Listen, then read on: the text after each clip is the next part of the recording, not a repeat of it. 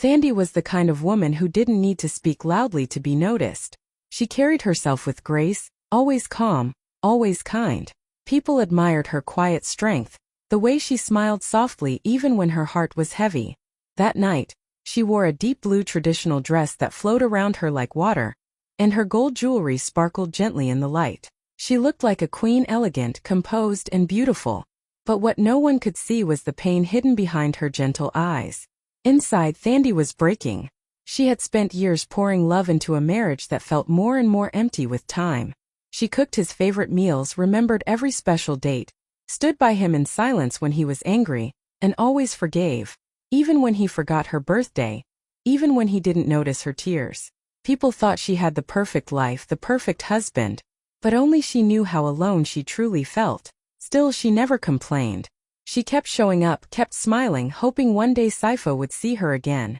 Not just as the woman in his house, but as the woman who once made his world feel whole. That night she looked beautiful, but she felt invisible. It was their 10th anniversary, a day Thandi had been quietly looking forward to for weeks. She wanted everything to be perfect. She wore his favorite perfume, styled her hair the way he used to love, and slipped into a beautiful traditional gown that hugged her softly. Her heart beat a little faster as she walked into Mbatha's most elegant restaurant, a place they had once talked about visiting when they were younger, back when love still felt alive between them. She had reserved the best table near the window where the city lights danced like stars. A small bouquet of fresh lilies sat in a vase, just like the ones he gave her on their first anniversary. Everything was ready.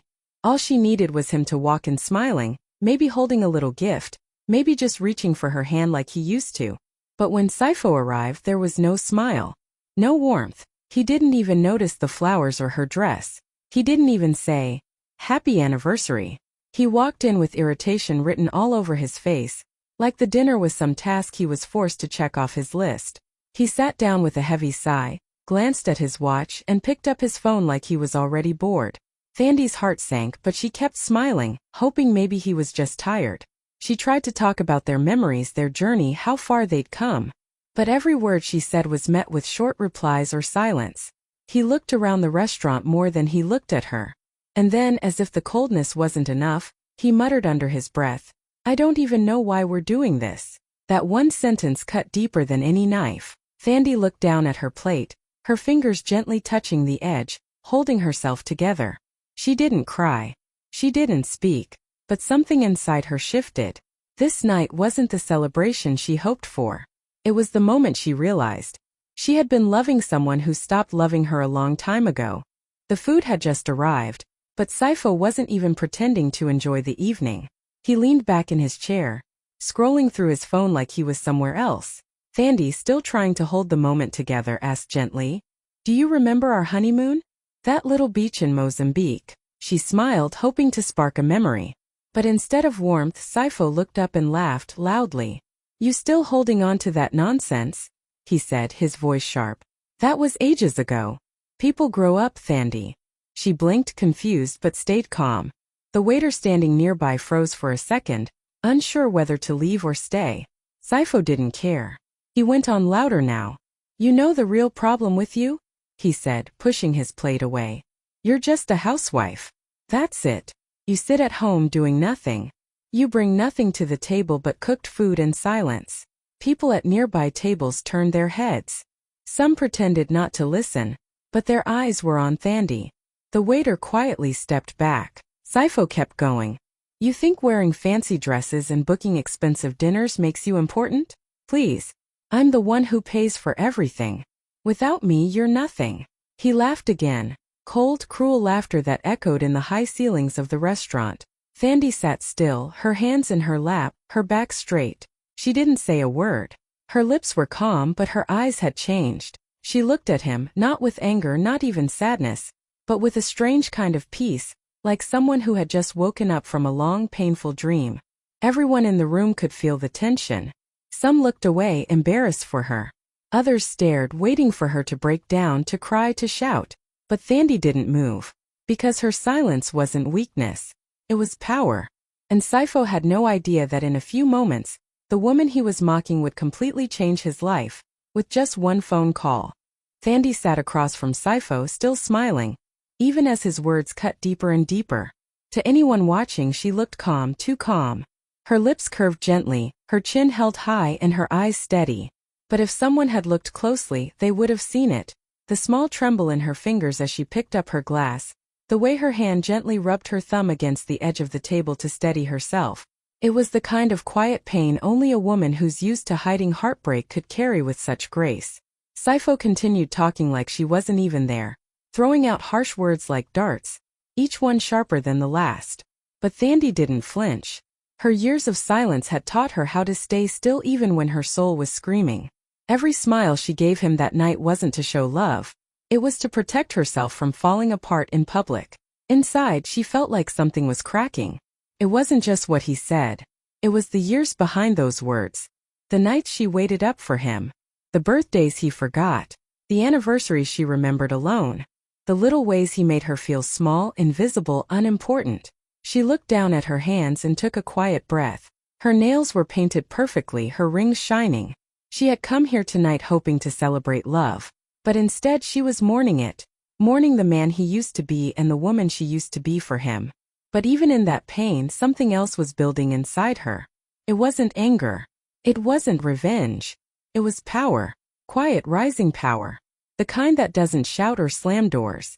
The kind that walks away with dignity and doesn't look back. Because Thandi wasn't broken. She was preparing. And the world was about to see what happens when a quiet woman stops shrinking herself for a man who never deserved her. Sifo was still laughing, proud of himself like he had just won some kind of battle. He took a sip of his drink and leaned back, looking around the restaurant like he owned it. Thandi didn't say a word. She slowly reached for her napkin, gently dabbed the corners of her lips and stood up. Her movements were calm, almost too calm. The room went quiet for a moment. Some people thought she was going to finally break down. Some expected her to storm out. But Thandi didn't cry. She didn't shout. She walked a few steps away from the table, pulled out her phone from her purse, and with steady hands made a single call. Her voice was soft but firm. Yes, it's time. Do it now. That was all she said. She didn't need to explain. The person on the other end already knew what to do. She ended the call and stood there for a moment, her eyes closed, breathing in deeply, like someone who had just laid down a heavy burden. She turned back toward the table, picked up her purse and looked at Sifo. He raised an eyebrow, smirking. Oh, so now you're calling your sisters to cry, he mocked. But she didn't answer. She didn't even look angry. Just calm. Peaceful. Almost glowing. What Sifo didn't know was that phone call had just flipped his entire world upside down. In less than 60 seconds, the life he thought he controlled was about to slip from his fingers. His job, his power, his comfort, all gone. Thandi didn't need to argue with him. She didn't need to explain who she really was. That call spoke louder than any of his insults ever could. And as she walked back to the table with quiet dignity, everyone around her felt it. Something had changed. Not just in the air but in her. The woman Sifo mocked for being just a housewife had just reminded the world that silence isn't weakness. It's strategy. For years everyone thought Thandi was just a quiet traditional wife, the kind who stayed at home, cooked meals, smiled politely, and supported her husband from the background. That's how Sifo saw her too. He believed she didn't know anything about the business world, that she was just a housewife who depended on his income. But what no one knew, not even Sifo, was that Thandi was far more than she appeared. Long before she married Sifo, Thandi had studied finance in London.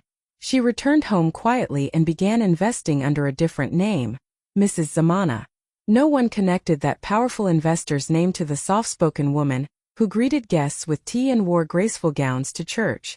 When Sifo got a job at a rising firm, Thandi had already owned part of it. As the years passed, she increased her shares.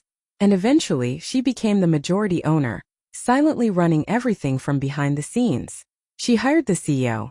She approved the big deals. She saved the company when it struggled.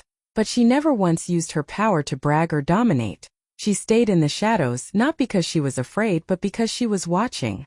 She watched how Sifo treated people at work. She heard how he spoke to women in meetings. She knew he looked down on people he thought were beneath him. And still she said nothing. She gave him the freedom to show his true self. And he did. He mocked her, ignored her, and embarrassed her, thinking she had no power. But Thandi had built the very empire he worked for. She had signed the checks. She had written the rules. And on that night, with one quiet phone call, she reminded him who the real boss was. Thandi had never been just a housewife. She was the queen behind the curtain, the power in silence, the storm behind the calm. And now the truth was no longer hidden. The whole world would soon know exactly who she was, and exactly what she was capable of. Saipho was still sitting at the table, clearly proud of the scene he had just created. He had no idea that people were recording him from nearby tables, that his loud insults were echoing beyond the walls of that restaurant. He laughed to himself, picked up his glass, and took another slow sip, completely unaware that his world was already beginning to fall apart. Then his phone rang. He glanced at the screen. It was his manager. Annoyed, he answered with a sharp tone. "What is it?" "I'm busy." But the voice on the other end wasn't steady. It was nervous, almost scared. "Saipho, I don't know what's going on, but you've just been terminated. Immediately. We got direct orders from Mrs. Zamana herself." Saipho froze. For a second he thought it was a prank. "What are you talking about?" he snapped. "Your access has been revoked, all accounts frozen. Your name's off the system. I was told to let you know. Your services are no longer needed." Saipho's heart dropped. He could barely breathe.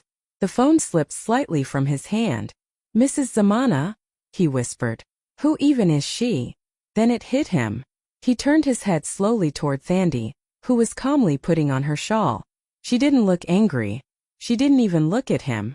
She just stood there, peaceful, graceful, untouchable. His stomach turned. He remembered hearing that name before in board meetings and company memos. A name whispered with respect. A name no one had ever dared question. He had just insulted the woman who owned the very seat he sat in at work. In a matter of seconds his pride crumbled. The man who once believed he was untouchable now sat powerless in the middle of a restaurant, surrounded by whispers and stares. And the woman he had humiliated just stood there, silent, calm, and in full control. Thandi walked back into the restaurant with the same quiet grace she had always carried. But this time, something about her felt different. Stronger. Brighter. Like a light had been switched on inside her. Her head was held high, her back straight, her steps calm and confident. She didn't look around or search for attention, but attention found her anyway. Every eye in the room turned toward her. Conversations stopped. Cutlery paused midair. Even the waiter stood frozen, unsure whether to move or stay still. People had seen the way Saipho had spoken to her earlier. They had heard the insults. Now they watched the same woman return. Not broken, not angry, but powerful in a way that couldn't be explained. She didn't say a word to Saipho, who was now sitting stiffly in his chair, staring at his phone, pale and shaken. He had just found out the truth. The woman he humiliated in front of everyone wasn't just his wife, she was his boss, and she had just ended his entire career with one phone call. Thandi picked up her purse from the chair, slowly placed the napkin on the table, and smoothed her dress with gentle hands. Then, without looking back, she turned and walked toward the exit. People took out their phones, some to record, others to simply capture the moment. There was something unforgettable about the way she walked. Not a single word spoken, but the message was loud. She didn't need to yell or cause a scene. She had already won. Her gelly fluttered slightly with her steps, and the gold in her earrings caught the soft light. She looked like a queen leaving her court, not defeated but victorious. And as she pushed open the restaurant doors and stepped out into the night, the silence she left behind spoke louder than all the chaos Saipho had caused. She didn't have to explain anything. The world had just witnessed what real dignity, quiet power, and self-respect looked like. And from that moment on, no one would ever look at Thandi the same way again. The moment Thandi walked out of the restaurant, the energy in the room shifted completely. Saipho sat there frozen, his face pale, hands slightly shaking. People were still watching him, some whispering, others pretending not to stare. He tried to act normal, like he was still in control. He waved at the waiter and asked for the bill, trying to keep his voice steady. The waiter came over politely and placed the receipt on the table. Saipho nodded and pulled out his platinum card, the one he always flashed to feel important. He tapped it once. Nothing happened. He tapped it again, harder this time. Still nothing. Sir, it's been declined." the waiter said gently, his tone careful but firm. Sifo frowned. That's impossible. Try again. He handed over another card. The waiter swiped it, paused and looked up. This one is frozen, sir. Do you have another? His chest tightened. Sweat began to gather at the back of his neck. He reached into his wallet and handed over a third card, his hands now clearly shaking. The waiter tried it, waited and then slowly handed it back. I'm sorry, sir. This one is also not working. That's when Sifo realized. Thandi had cancelled everything. Every account, every card, every bit of access he thought he had was gone. His jaw clenched and his face turned bright red. Not from anger, but from pure humiliation. People were definitely watching now. Phones were still recording. The same man who mocked his wife in front of strangers was now sitting helplessly, unable to pay for the very dinner where he had disrespected her. The waiter cleared his throat awkwardly. Sir, how would you like to pay? Sifo couldn't even answer. His mouth was dry, his mind spinning. The man who once walked with pride, who looked down on the woman who gave him everything, now sat small and embarrassed, trapped in the mess he created. And the worst part? Thandi didn't need to shout or curse or argue. She simply walked away and let reality do the talking. She had walked in confidently earlier that evening, wearing a tight red dress and expensive heels, holding onto Sifo's arm like she belonged there.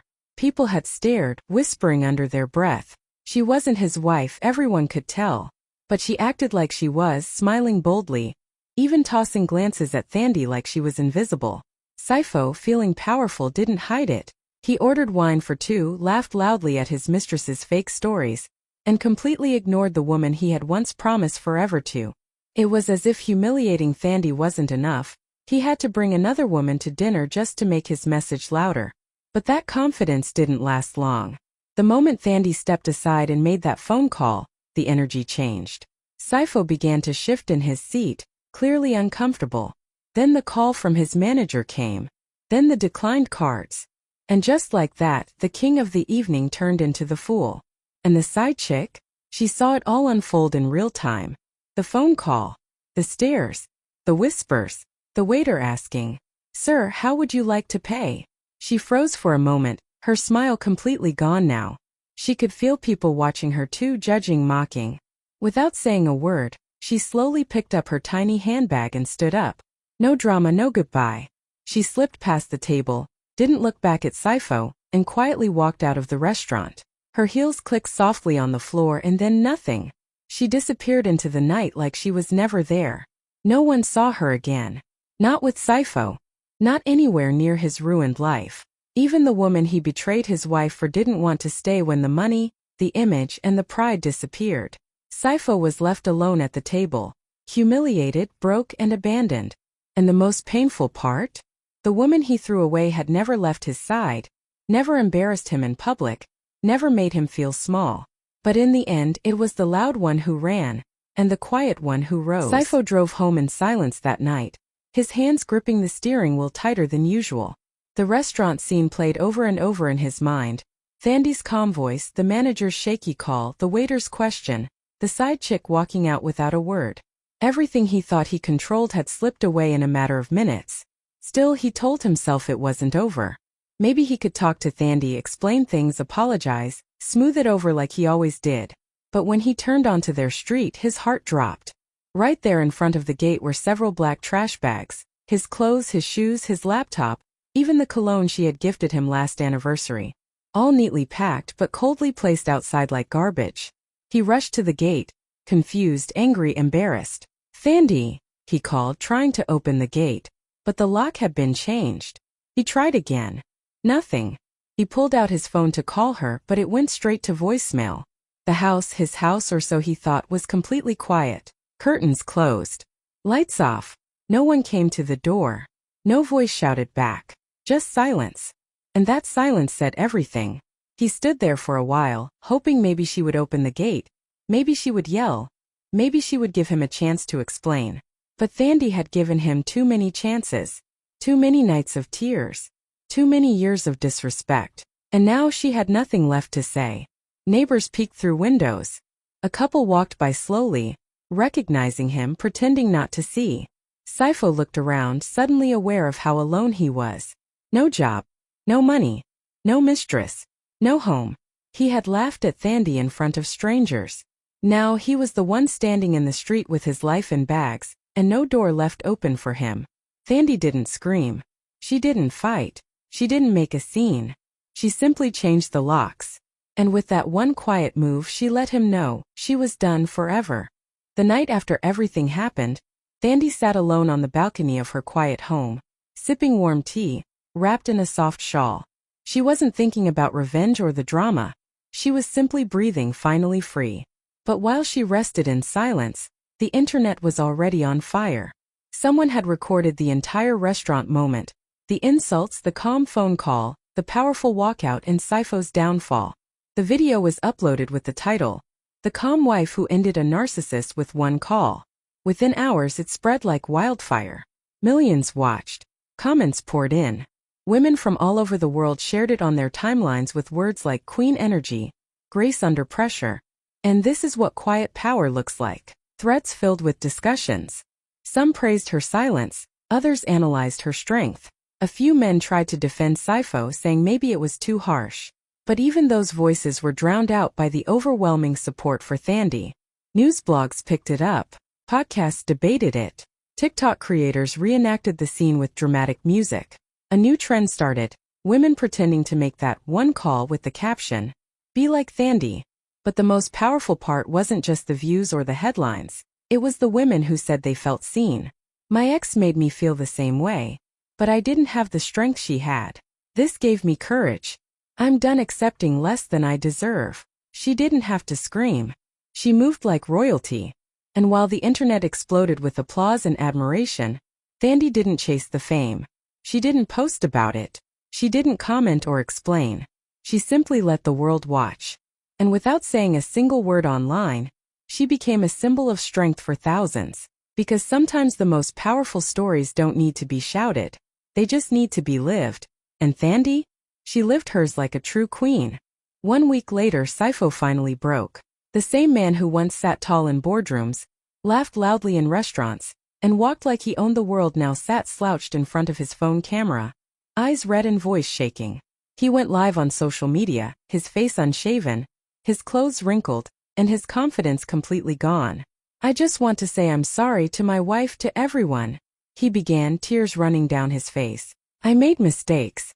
I was under pressure. I didn't mean to hurt her." He sniffled between words, trying to explain himself, trying to spin a new version of the story. But the comments didn't show him mercy. "Now you're sorry? You laughed when she was hurting. Too late, bro. We saw the video." Even his tone felt hollow. He wasn't crying out of guilt. He was crying because he lost everything. His job, his money, his side chick, and most of all his image. The man who once believed he was untouchable had become a lesson in what happens when you disrespect the wrong woman.